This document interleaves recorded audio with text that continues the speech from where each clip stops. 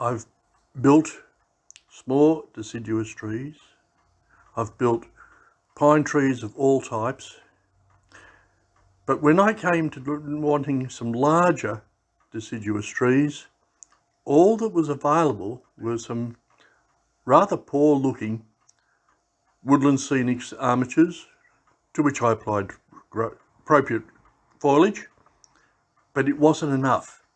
I needed something that was going to stand out in the foreground. And this video is how I went about doing it. So to build my trees, I start off with some florist wire. This is 26 gauge florist wire, cut into a length somewhere between 15 centimetres and 25 centimetres. And I cut approximately somewhere between 8 and 10 strands, bundle them together and then fold them in half. This forms the basis for my tree.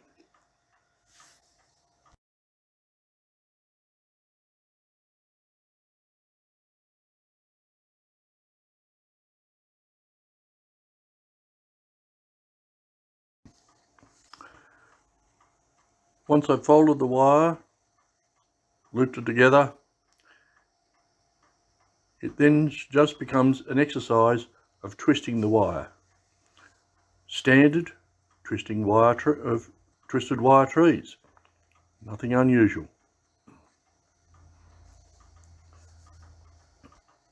Once we start twisting the wire out to make the branches, and the result is a tree with the base branches set. I put this into a clamp just to hold it so that it provides a base on which I can continue to work. The key to my trees are these small pieces of wire. These are just a 20 gauge multi-strand wire. It's the wire I use for feeders to my track. And I just strip off the coating, twist the wire partially, and then it's just a matter of tying the wire onto each of the stems of the trees. Just a simple matter of twist them on, get a little bit of super glue, and that will attach the wire to the branch. The result is a lot of twisted wire, and it's at this stage that I now need to coat the trunk. I just use a mixture of Mod Podge and sawdust, and that forms a lovely trunk.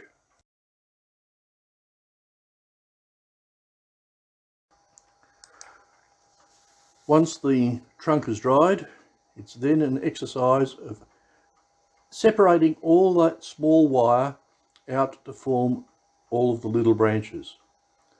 I find having a black background makes it a lot easier to see the wire as I work my way through to open up the branches. It takes a bit of time, but it is well worth it. And we're now starting to see our tree.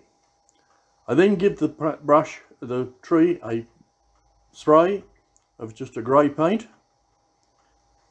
For the trunk, lightly, it doesn't need a big exercise.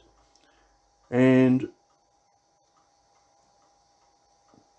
also then give the smaller branches a spray of green paint, just to get rid of the silver look. If you're modelling winter, you can see the trees would be absolutely perfect for the winter scene as they stand. Lots of little branches. This is exactly as they appear in winter. The next step is to add the base for the foliage. And to do this, I apply some full strength Mod Podge onto the branches and then sprinkle 12mm static grass onto the tree, onto the branches. This forms a base onto which we can then add our leaf material.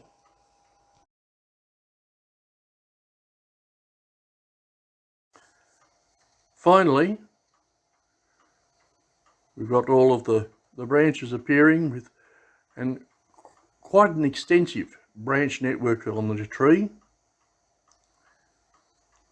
I give it a brush to get rid of any excess static grass, then give it a spray of hairspray.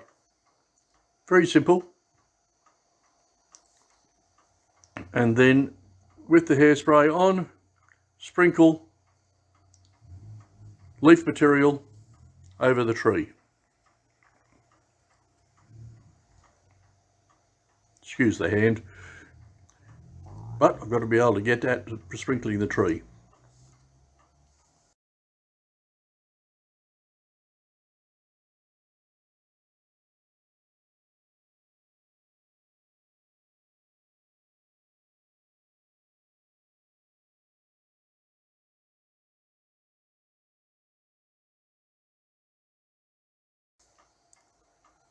And there we have the net result, one tree.